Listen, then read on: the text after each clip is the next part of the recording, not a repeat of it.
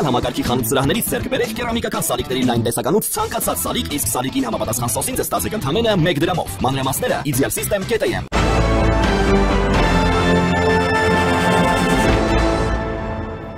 Ողջույն, դուք դիտում եք առաջին լրատվականը, ես Ժիրայր Ոսկանյանն եմ։ Զրուցակիցս Քրիստոնեա ժողովրդավարական կուսակցության փոխնախագահ Հայկ Սուքիասյանն է։ Բարև ձեզ։ Պարոն Սուքիասյան, Հայաստանի եւ Ադրբեջանի միջև խաղաղության համաձայնագրի տեքստի համաձայնեցումը եւ արդեն ստորագրման պատրաստ լինելը բուրըն քննարկվում է եւ այստեղ արձագանքները միանշանակ չեն։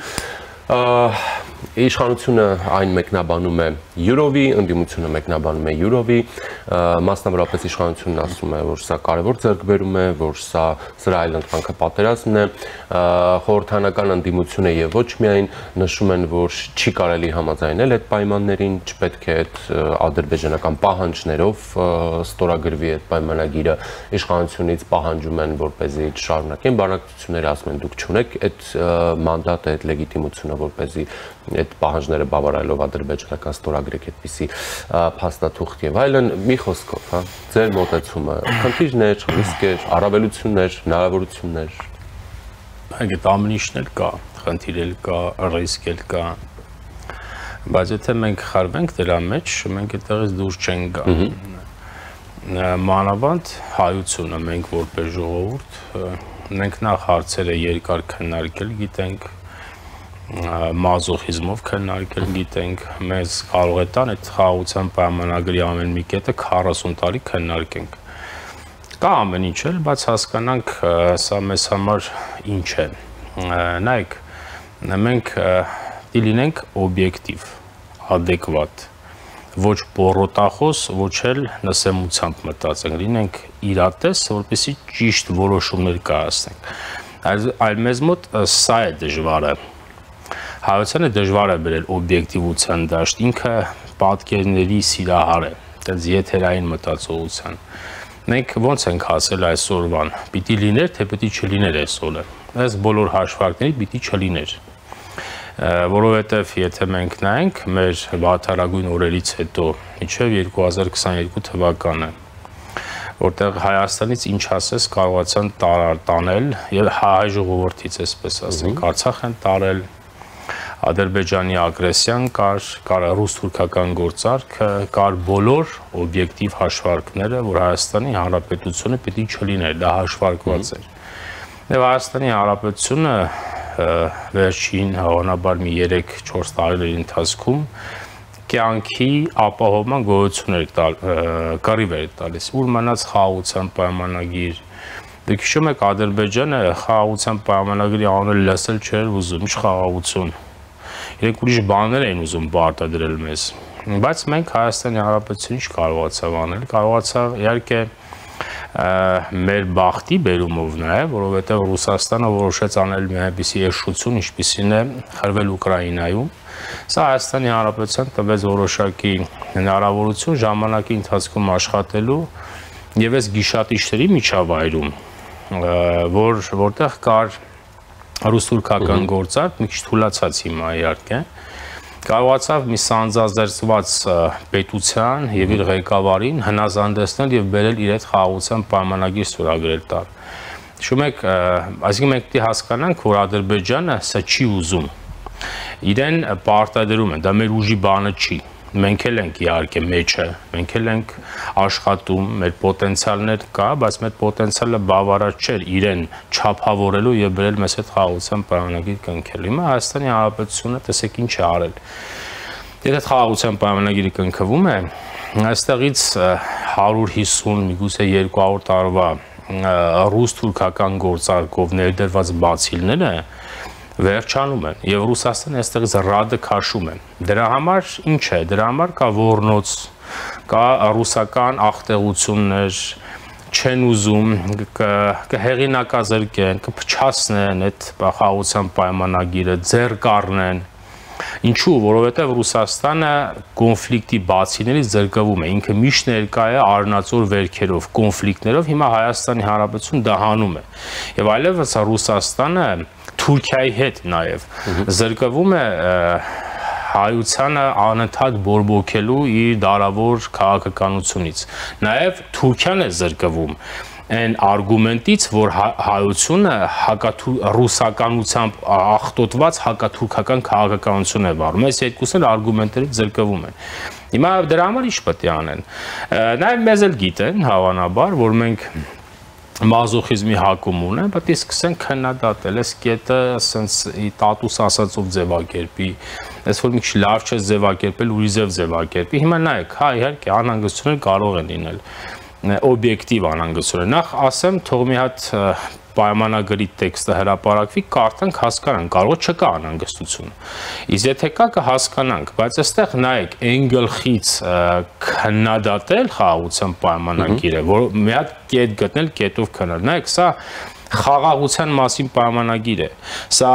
ինչ-որ կետի մասին պայմանագիր չի, որը ես սխալ գրել եմ, հետո ճիշտ պիտի խախտեմ։ Օրինակ, եթե հիմա մի հատ կետ լիներ, ես շատ ձեռնտու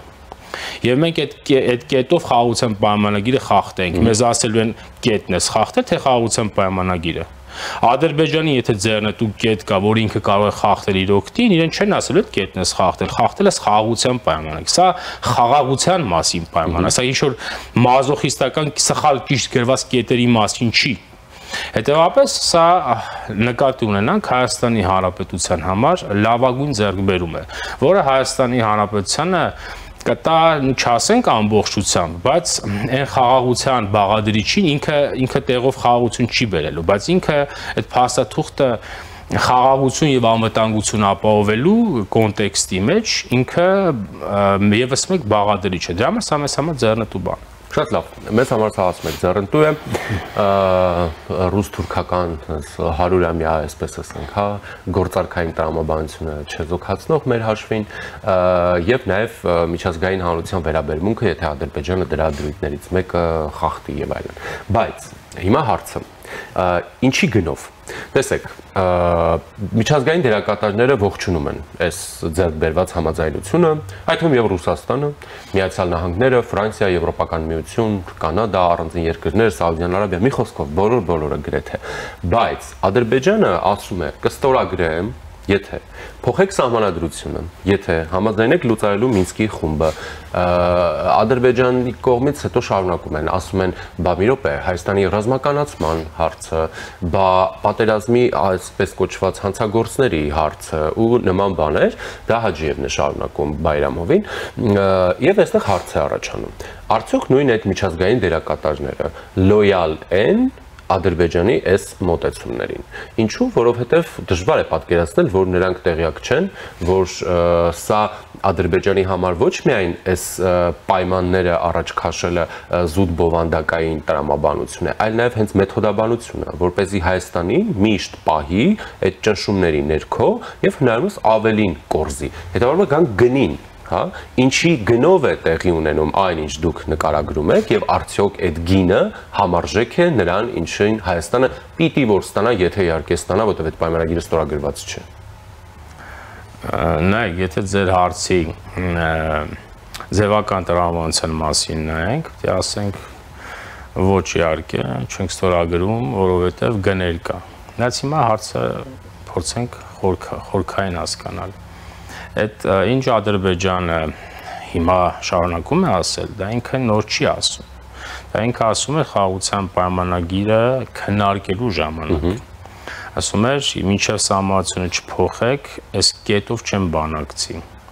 Մինչև այս չանեք, Մինսկի խումբը չլուծարեք, այս մի կետով էլ չեմ բանակցի։ Բայց հիմա պարզում է ինքը ասում է շատ բան, բայց ինքը խաղաղության պայմանագրի տեքստը մեզ հետ համաձայնեցրել է, չէ՞։ Հետևաբար այդ ինչ ինքը ասում է, հա ասում է, բայց դրան կան զուգահեռ իրողություններ, զուգահեռ իրողությունը որն է, կա Ադրբեջանի հոխորտանք, բայց կա Ադրբեջանի մեզ հետ համաձայնեցված փաստաթուղթ։ Հետևաբար այդ ինչ ուզում է թող ասի։ Հիմա պարզապես Հայաստանի Հանրապետությունը ինչ պիտի անի, պիտի կարողանանք ինչքան հնարավոր է միջազգային ճնշում բերել, որպեսզի դա արագ ստորագրվի։ Ինքը նայեք ոնց է, այդ պետությունը խաղաղություն չի ուզում։ Մենք պետք է օբյեկտիվ լինենք, մենք հասել ենք սրան ինչ ճանապարհով, որտեվ սա մեր պետք է նկատի ունենանք, սա միայն մեր ուժի բանը չի եղել, կա արտաքին ճնշում։ Այդ արտաքին ճնշման հետևանքով հիմա ինքը պարզապես պետք է ձևացնի կամ երկարացնի կնքելու գործընթացը, պետք է ձևացնի, որ թե մի հատ էլ մեզ լավություն է արել, որ բանա, ինչ ուզում է, թող խոսի, կա զուգահեռ իրողություն։ Եվ երկրորդը բաներ կա, մենք օբյեկտիվ լինենք, էլի։ Մենք ինչ եմ սա ասում, դժվար է հայությանը բերել օբյեկտիվ դաշտ, չի ուզում, փախնում է, ձեռնդ ու չի իրեն։ Մենք մեր մեծախոսությունը եթե թարգենք, որը մեզ շատ է վնասում։ Իհարկե նսեմությամբ էլ չպետք է մտածել, բայց մեծախոսությունը շատ է։ Հիմա այտենց տեսեք, իհարկե ես վստահ եմ, որ սահմանադրության փոփոխությունը մեր ներքին հարցն է։ Դա մենք ենք որոշել, որ պետք է անենք, պարզապես Ադրբեջանը մեր ներքին կյանքը մխտարելու հարցում իրենք մասնագետ են։ Այդ մարդը Ալիևը տեղեկատվական, հոգեբանական պատերազմների մասնագետ է, լավ։ Դուք ուզում եք անել մի բան, ինքը ասում է ես եմ արել։ Հիմա հաջորդ անգամ ասելու է բոյներդ կարճ է, պետք է ստիպված գնանք Ալիևին հակառակ բոյով անանք։ Հիմա հայությունը եթե Ալիևի ինադու է ապրելու, ինքը ինչ ասի մենք չանենք, սա վնասակար մտածողություն է։ Երկրորդը, եթե մի քիչ ավելի օբյեկտիվ լինենք, երկրորդ աշխարհամարտից հետո Գերմանիայի սահմանությունը Գերմանիային ով է պարտադրել։ Պարտադրել են, չէ՞, ԱՄՆ-ն է պարտադրել։ Հիմա այդպես դա մեծամիտ մի եղեք, էլի, օբյեկտիվ եղենք, որ հարցերը քննի։ Հայությունը մեծամտությամբ է քննում, ինչպես շատ բաներ, օրինակ ժամանակին հիմնի հետ կապված քննարկում կար, չէ՞, այս հիմնի այս ինչ բառեր են թշվառ, ինչ եղել է, դա էլ գրել է։ Կարող է Տիգրան Մեծի կայսրությունն եղել, բայց ինքը օբյեկտիվ չի։ Եվ այստեղ ուրիշ բաներ կա, երբ որ մենք ասում ենք խաղաղության պայմանագիր կնքենք կամ էս ուզենք այն ունենք, մենք գիտենք մեր այն դաշնակիցների համաբույլը, որը որ մենք կարողացել ենք ձեռք բերել, մեր պահանջներին իրենք հաղորդեն, թե չէ, թե իրենք հաղորդեն այսքանին։ Օրինակ նայեք, հայությունը մենք որպես ժողովուրդ, երբ որ ասում ենք ցեղասպանության միջազգային ճանաչում, Արցախի հենց հիմա հետ բերել, դուք հայությունը հոյնքի իրենով չի անում դա։ Ինքը դա անում է, մեկը անում է Ռուսաստանի հետ, մեկը անում է Արևմուտքի հետ, ինքը ինքնուրույն հարց չի լուծում։ Հիմա ես մեզ բոլորիս հարց եմ տալիս, հայոց ցեղասպանության ճանաչումը հիմա, որը որ մեր երազների մեջ է, Հայաստանի ուժի բանն է, չէ, բայց ինքը դնում է իր քաշի սաներ հարցեր, մեկ էլ քանի որ օրիենտացիոնիստ է, կողմնորոշումների ռուսամետ, սկսում է մարդ որոնել, ով կգա իր հարցը լուծելու։ Բայց երկրորդը ուրիշ բան կա, երբ որ տեսնում է, որ դաշնակիցները իր քաշի չափ դրած հարցերը չեն կարողանում լուծել, սկսում է աշխարհին մուննատ գալ։ Այս ինչ եղավ, քցին, խաբեցին, քաղաքականությունը վատ բան է։ Հիմա մենք տեսեք, մենք ուզում ենք մեզ համար հարմար բանակցություններ, չէ՞, բայց մենք ունենք այն դաշնակիցը, որը մեզ համար հարմար բանակցությունների կողմ է։ Թե ինքը կողմ է, որ խաղաղության պայմանագիր, մենք սա հոչ չգիտենք։ Չգիտենք մենք սա։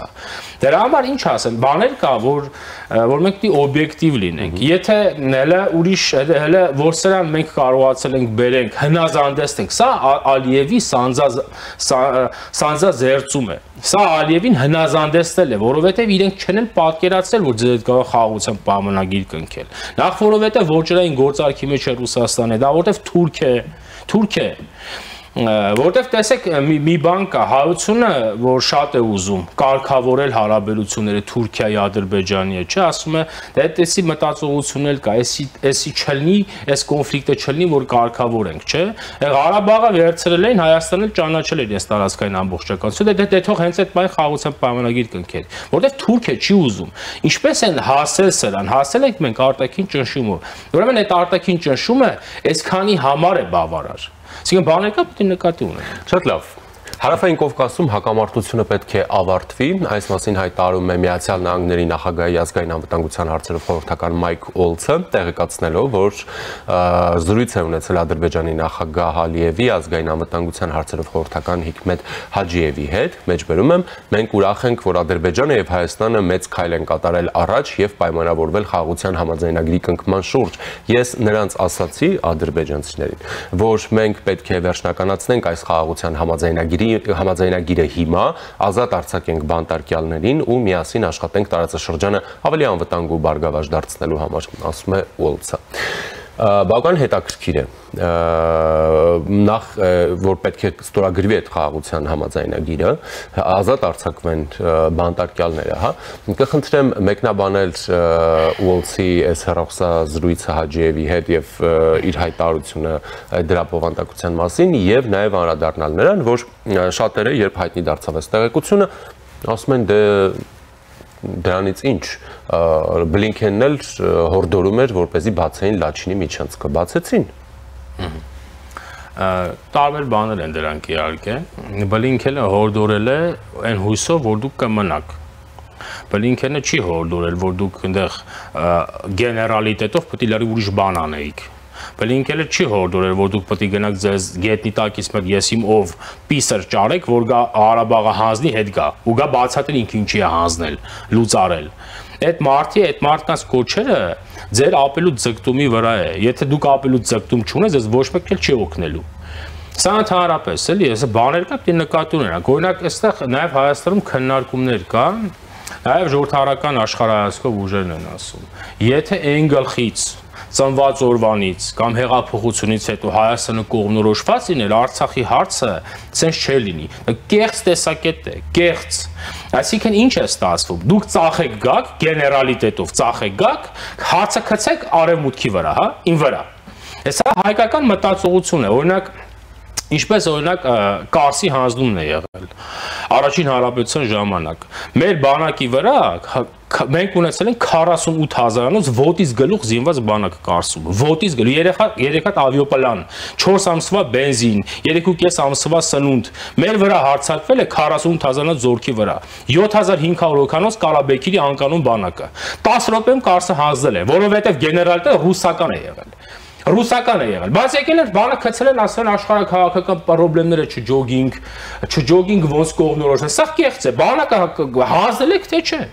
դավաճանություն արել եք թե չէ, բայց հայությունը ինչ է ասում, սա որպես դավաճանություն չերևա, ծածկեն իր ռուսականության հետևանքով, հարցը գցել է աշխարհաքաղաքական չկողմնորոշվելու վրա։ Հիմա նույնը նրանք, ովքեր որ ասում են, չկողմնորոշվեցինք ժամանակին, իմ ասած ժամանակում չգնացի թեկվեցի Եվրոպա դամար Արցախի հարց, սա կեղծ տեսակետ է, կեղծ, սա ինչի համար է, սրանց դավաճանությունը եւ Արցախը հանձնելու Ղարաբաղի գեներալների արածը ծածկելու համար է։ Հետևաբար Բլինքենը ձեզ չի օգնելու։ Բլինքենը կասի ես պատրաստ եմ, դու ապելու ձգտում ունենաս։ Այս չհամեմատենք իրար։ Հիմա քանի որ Ուոլսի ասածը ինչի մասին է, քանի որ իրենք գիտեն, հասկացել են, տեսել են, որ Հայաստանի Հանրապետությունը եւ Հայությունը հավաքական մեծամասնության մեջ իր ինքնիշխանությունը պահելու հայտ է ներկայացրել եւ նաեւ արտաքին աշխարհի հետ օբյեկտիվ աշխատելու իր միջավայրի խնդիրները օբյեկտիվորեն գնահատելու, իր պոտենցիալը օբյեկտիվորեն գնահատելու, արտաքին աշխարհի աջակցության չափը գնահատելու կարողություն ունի, այսինքն խելքը հավաքել է գլուխը։ Դրա համար իրենք հիմա եկել են իրենց ստիպած խաղաղության պայմանագիր ստորագրելու հետևից։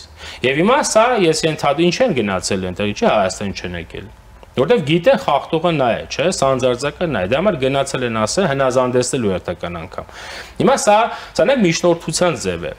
Մենք շատ ենք դե ասում են, չէ՞, միջնորդը լինի, էս լինի, լավ է իհարկե։ Բայց ես ուզում եմ ասել, եթե միջնորդ չլինի, ողբով չնայեք։ Սա Ադրբեջանի պարտադրանք է, որ արագ կգնաս խաղաղության պայմանագիր։ Սա շատ լավ բան է մեզ համար։ Շատ լավ։ Իսկ այստեղ նշանակություն ունի, օրինակ այս Ուոլսի թեմային, եթե շարունակենք, նշանակություն ունի ժամանակագրությունը, վարչակազմերի տարբերությունը, մոտեցումները, ինչու՞ չէ Ուկրաինայով պայմանավորված իրավիճակը։ Կարծում եմ ոչ։ Սա ԱՄՆ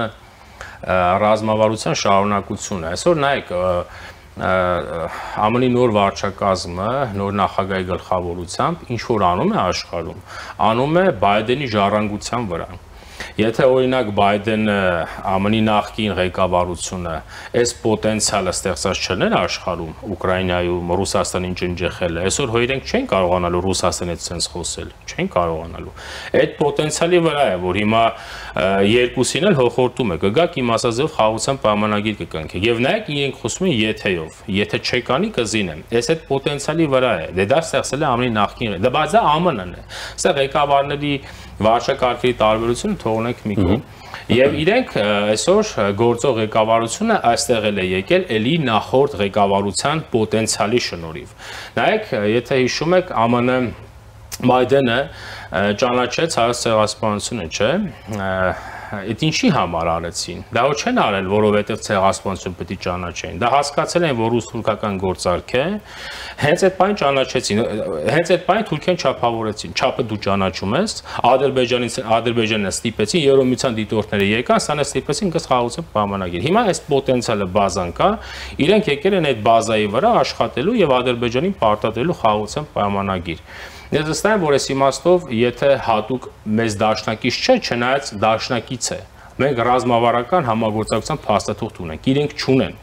ԱՄՆ-ն եկել է նաև այդ հավանաբար նաև հասկացել են, որ պայմանագիրը կաշխատեցնենք, եթե չափները տանցնենք, եթե չստորագրենք։ Իրենք եկել են իրենց ժառանգության հետևից, իրենց նոր ձեռբերումի հետևից, որն է մի առնոտ տարածաշրջան,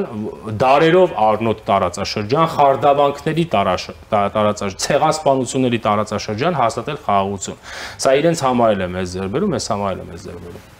Մարտի 16-ին ադրբեջանական կողմը մեկ օրվա ընթացքում 3 ապատեղեկատվություն տարածեց հարավարևելյան սահմանների ուղղությամբ, իբր թե Հայաստանի զինված ուժերի կողմից հրադադարի խախտումների, կրակոցների մասին եւ այլն, մեր պաշտպանության նախարարությունը հերքեց այդ տեղեկությունները։ Սանով մարտավարական ինչ խնդիր է փորձում լուծել Ադրբեջանը, եթե հաշվի առնենք, որ ընդհանրապես դրանից մի քանի օր առաջ էր այդ համաձայնությունը, որ երկու կողմերն էլ հայտարարեցին եւ այլն, հիմա մնում է օր ժամ համաձայնեցնեն գնան այդ պայմանագիրը ստորագրել, ապա ինչու։ Ձեր քիչ առաջ տրված ձևակերպված հարցի տրամադրության շրջանակներում է, որ դիտորդ հանեք, ես հանեք, Միսկի խումբը չի ուզում։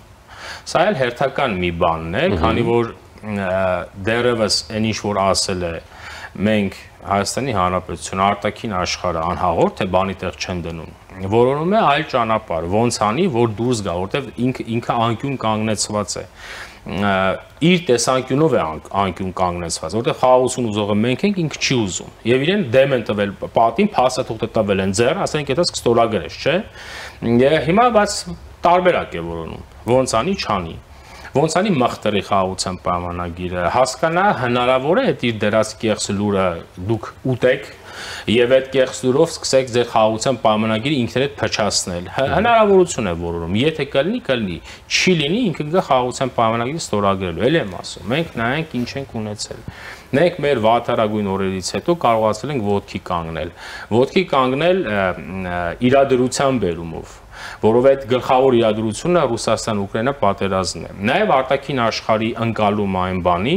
որ տարածաշրջանում ռուս-թուրքական գործարք է, շատ է աշխարհում բալանսը խախտվելու, դրա համար եկան այստեղ չափավորելու իրենց։ Չափավորում են Ռուսաստանին այնտեղ, չափավորում են ռուս-թուրքական գործարքը այստեղ։ Դա համար որոշեցին, որ իրենք պիտի մեզ աջակցեն, մենք կարողացանք մեր վատարագույն օրից հետո այս գիշատ չի, նայեք, այն որում աշխարհագրությունը նայեք մեր։ Մենք մեզ առաջարկում եմ, օդի մեջ վերլուծություններ մի արեք, օդի մեջ եղեք օբյեկտիվ, նայեք ձեր աշխարհագրության մեջ հնարավոր է sense պայմանագիր կնքել։ Դա հնարավոր բան էր, հա հնարավոր է այս ճանապարհով։ Եթե միայնակ լինենք, դա հնարավոր բան չէ։ Դա համար սա անկյուն կանգնեցված պետություն է,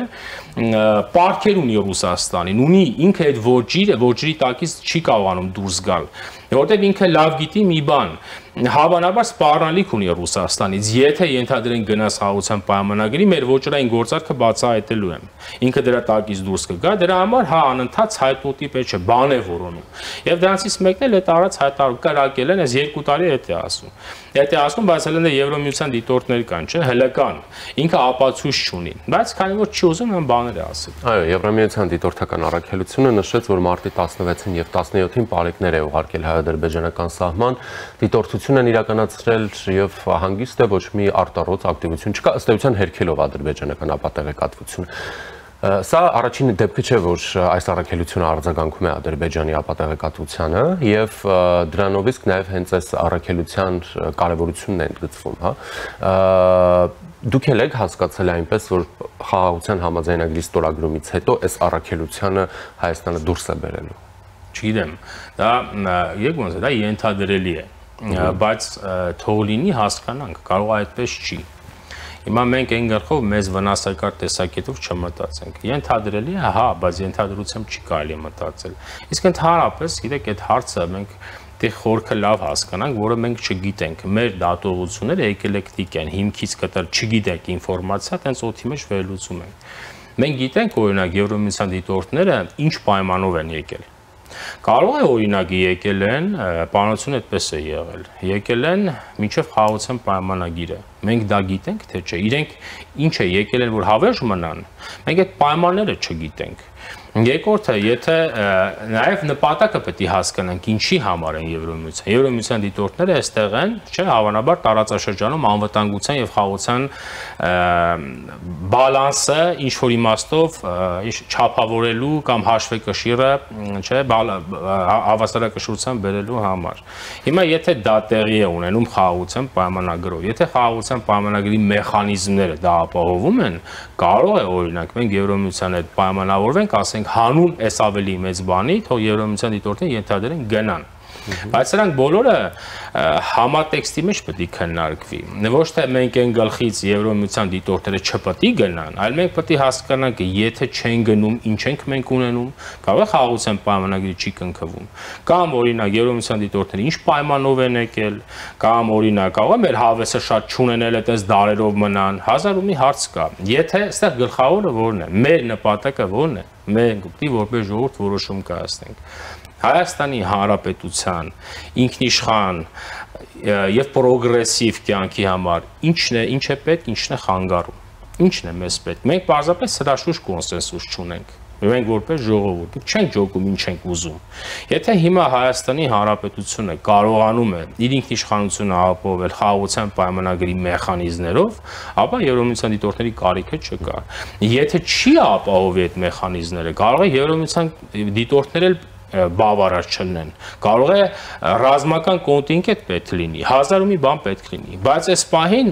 չկախվենք, որ Եվրոմիության դիտորդները մնան, բայց խաղաղության պայմանագիր չստորագրեն։ Կարող է պայման է եղել մեջը, կարող է այդ պայմանն էլ Հայաստանի Հանրապետությունը հանուն խաղաղության պայմանագրի համաձայնել է։ Դուք ասում եք գուցե պայմանավորվածություն կա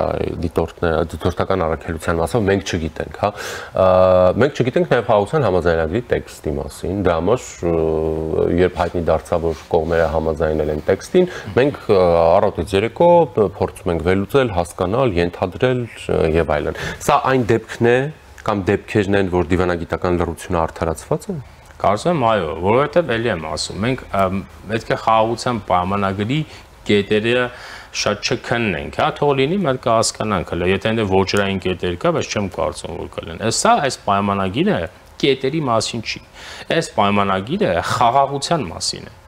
Եթե օրինակ Հայաստանի Հանրապետությունը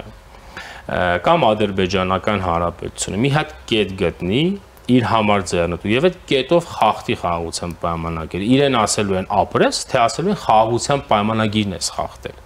Բայց դրա համար այստեղ մենք մազոխիզմով չքննարկենք, այդ կետերը չի հարցը։ Սա խաղաղության մասին պայմանագիր է։ Ով կետ խախտեց, ուզում է այդ կետին 40,000 հատ բացատրություն ունենա։ Իրեն կմեղադրեն խաղաղության պայմանագիրը խախտելու մեջ, ոչ թե որովհետեւ այդ կետով կարելի խախտել։ Հետևաբար նորմալ է։ Բայց էլի ամեն դեպքում թող լինի մեր տեքստը կկարդանք կհասկանանք։ Ադրբեջանական ապատեղեկատվություններից հետո Հայաստանի կառավարությունը երկու հաղորդագրություն տարածեց, որ Հայաստանի վարչապետը հեռախոսազրույցներ է ունեցել Ֆրանսիայի եւ Իրանի նախագահների հետ, երկուսին ներկայացրել է Հայաստանի եւ Ադրբեջանի միջև խաղաղության համաձայնագրի շուրջ համաձայնության մասին, քննարկել երկկողմ հարցեր եւ այլն։ Սա որևէ ձևով կարող է կապ ունենալ հնարավոր, այսպես ասենք, Ադրբեջանի կողմից էսկալացիայի համար տեղեկատվական ֆոն ապահովելու գործընթացը։ Կարող է, այո։ Բայց էլի գանք նրան, որ հիմա նաև արտաքին աշխարհից հազար ու մի երկրներ արձագանքել են։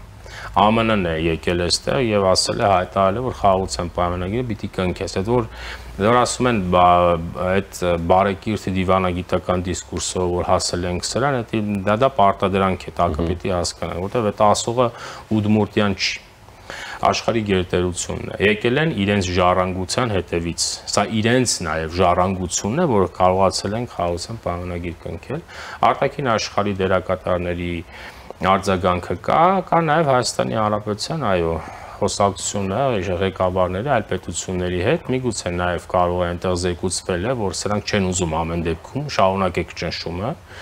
Հայաստանի Հանրապետությունը պատրաստ է, բանակցված է խաղաղության պայմանագիր, Ադրբեջանը շանս չունի դա չսորա, եթե կատաստրոֆաներ չլինեն, բայց հիմա կատաստրոֆայի պոտենցիալ էլ չկա։ Դա համար այո, մենք պիտի շարունակենք ինչքան հնարավոր ճնշում բերել Ադրբեջանի վրա։ Շնորհակալ եմ։ Խնդրեմ։ Զրուցակիցս Քրիստոնյա ժողովրդավարական կուսակցության փոխնախագահ Հայկ Սուքասյանն էր։ Ես Ժիրայր Ոսկանյանն եմ, մնացեք Առաջինի հետ։